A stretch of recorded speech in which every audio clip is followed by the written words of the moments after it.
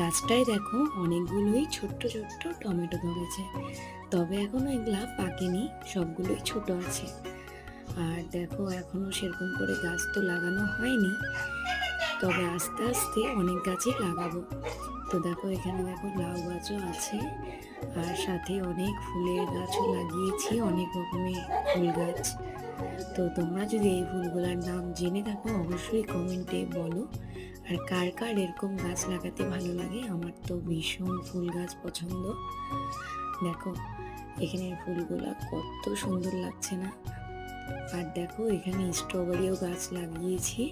দেখো যখন স্ট্রবেরি গাছ এনেছি তখন একটাও স্ট্রবেরির ফুলও ছিল না, আর এখন দেখো অনেকগুলো ফুলও বেরোয়েছে, আর সাথে অনেক ছোট ছোট স্ট্রবেরি, আর একটা তো পেকেও গেছে।